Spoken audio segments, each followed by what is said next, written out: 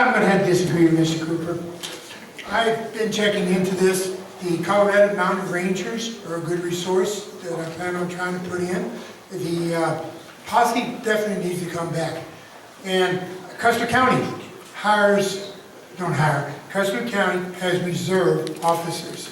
They're not certified. I know 2 of them. They're not both certified, but they do not have the power of arrest, and they do not work on probable cause. They're just basically a security guard. And it puts eyes and ears in the community. They drive the car. They're not allowed to make a traffic stop. Everybody knows traffic stops put you in harm's way.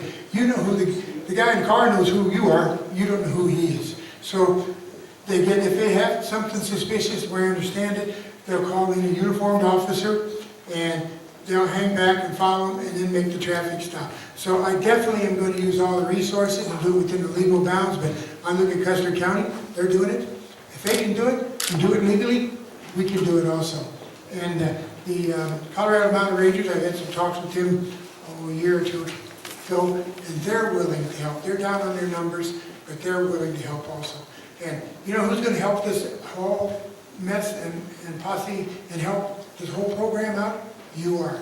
Because you're going to be the eyes and the ears of the community, and you'll be able to, be radio contact with the officers. So posse is definitely a plus, and the Colorado Mountain Rangers, and I want to bring it back online within the legal, without getting anybody hurt. Thank you.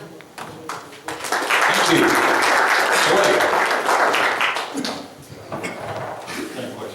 Same question. The reserves, I'd like to do a reserve unit. Again, as Ellen said, the insurance, the liability part of it, it has to be a volunteer type thing. You've got to have some sort of protection with them, that have to sign a waiver. I can sit through here and then I see, Jerry Canterbury was a posse way back when Ellen was, I think. In fact, I think they rode together. And then things was different back there.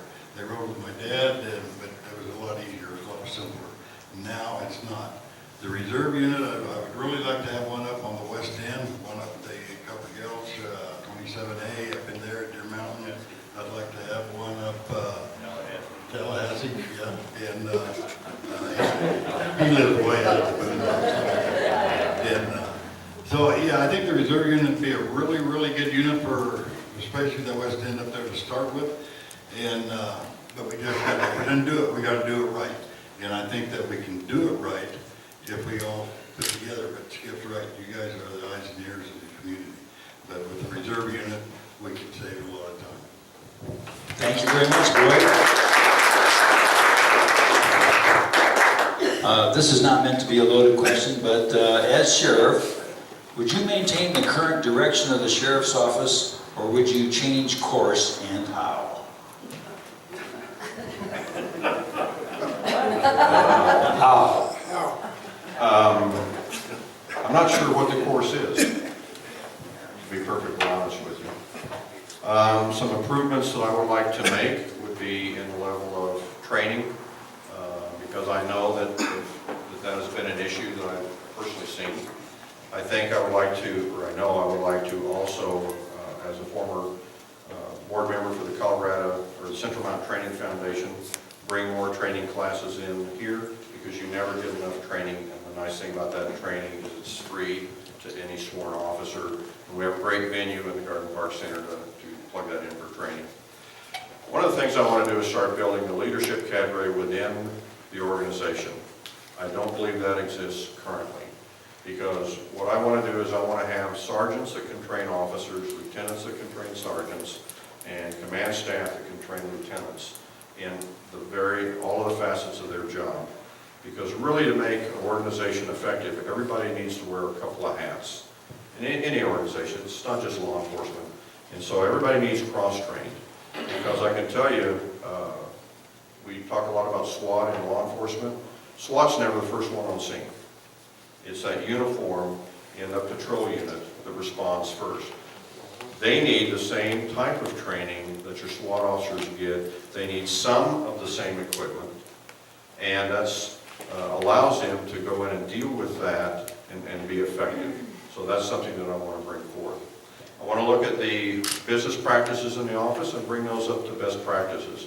One of the things that I want to do also is, if I achieve this office, is I want to bring in subject matter experts to help me. Because I'll tell you folks, I'm not bright enough to deal with every facet of that organization.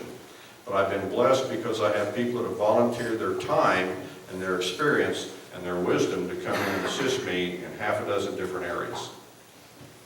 Thank you very much. Skip. I believe since '92 it's a train wreck. I've seen it coming, okay? And that's why I've run 3 other times. But you have to duplicate yourself in others. We've got good officers that work in there. A lot of people have got that experience that we need for wearing 2 hats. So my job is to go in there and coordinate with these officers, better training, and make sure that they're doing their job.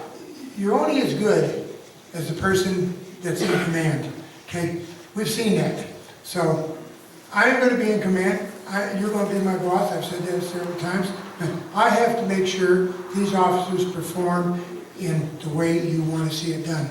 So it's just a matter of training. And every day we talk about training. Sometimes you get some free training through some of the seminar classes FBI puts on. I think LEA is still in existence, maybe. And better training and better supervision. That's what it boils down to.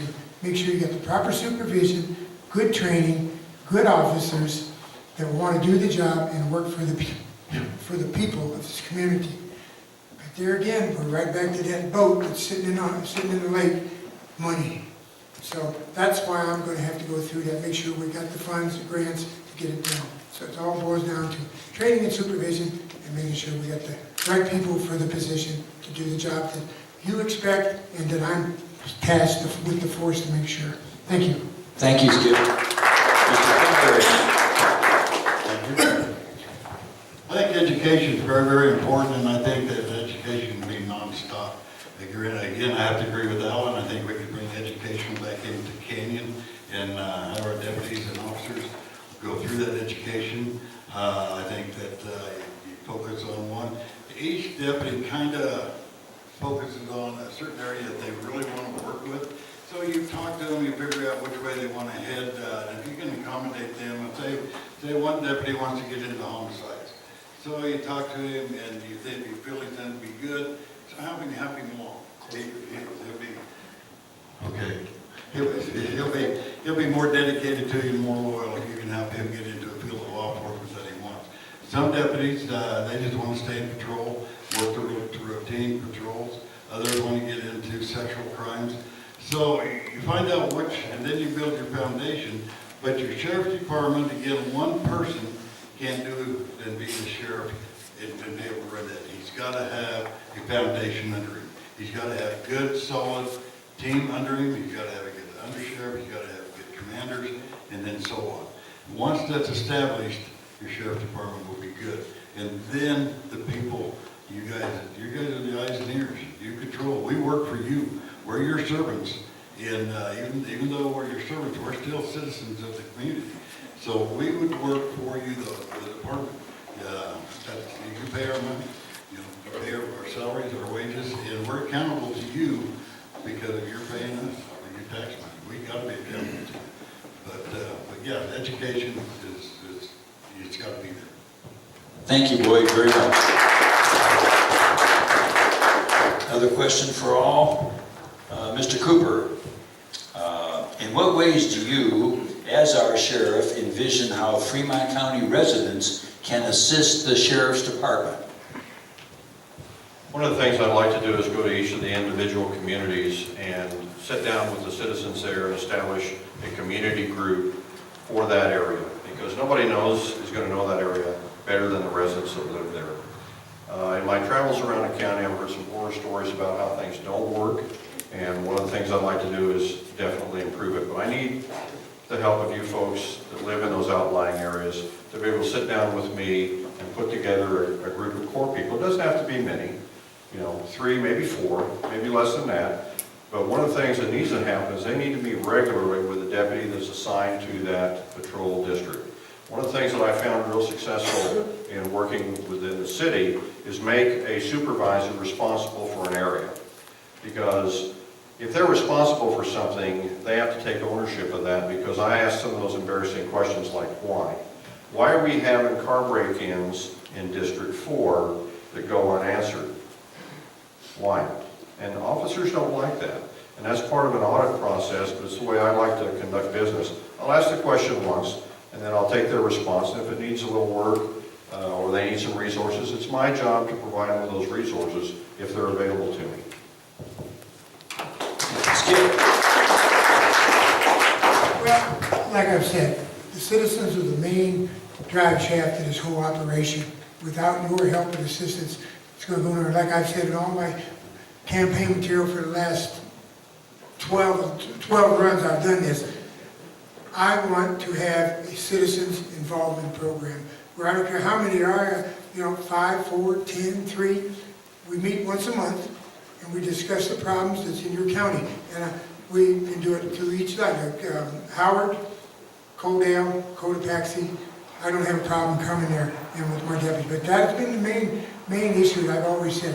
We need to have citizens awareness, like the watch program, and say what the problems are, and get on it and get it fixed. I guarantee you, and I promise you, that this system gets going the way I want it to do.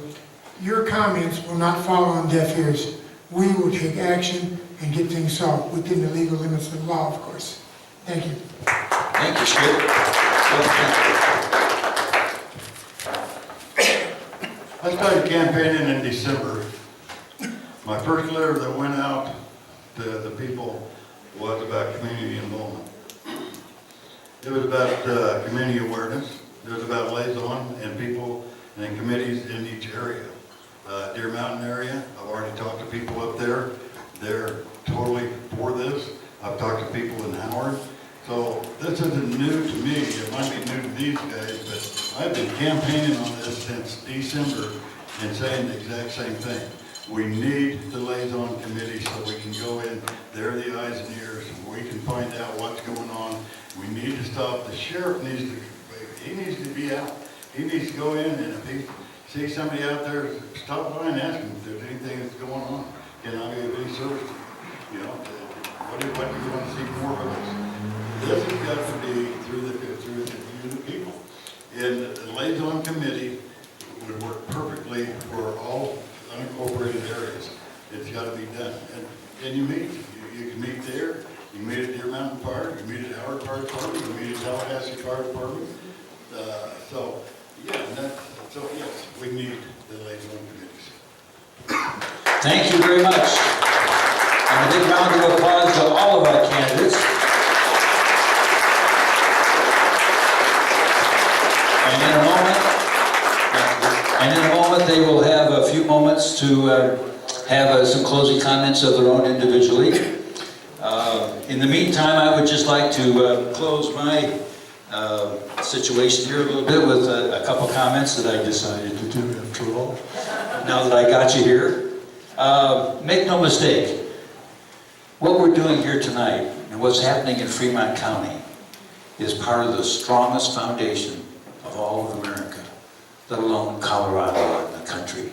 This is America, what we're doing. And we treasure the rule of law. We protect the rights of free speech and free expression.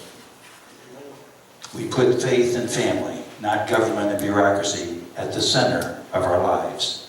And we, above all, we value the dignity of every human life, protect the rights of every person, and share the hope of every soul to live in freedom in America.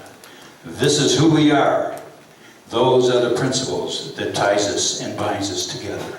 We are Americans. Thank you all for coming tonight. It's a pleasure being here, being the moderator. So now we'll start with Alan. You have 3 minutes for some closing comments, and then I'll close. Can I have the other two that I didn't use on the first one? We subtracted those from questions 8 and 9. All right, I never go to one of these that I feel after the fact that I sufficiently answered the question. My wife harps on me this all the time. She says, you're too short, you don't expound on anything, you just state the facts. I mean, 30 years of law enforcement, that's all I know how to do. But I did write some notes, and Part of what I do now is education, because my big job is I have to educate every new city council that comes in. So I'm going to do that tonight. Please, gentlemen, don't take offense. Currently, all the pawn shops in the county subscribe to a program called Leads Online. We are rewriting our municipal code to make that happen for those in the city, because we were the latecomers here, and it's going to be your pawn brokers that actually enter all of that data into a computer system, and you can check it online as a victim, officers can check it online, so that's coming, it's already here. Cold case unit, I've talked with CBI, I've been to some cold case training. Their recommendation for any cold case unit is don't use your existing staff for a couple of reasons. Number one is you're burning up a lot of resources on something that takes a lot of time. Number two, they may have an implicit bias in that investigation.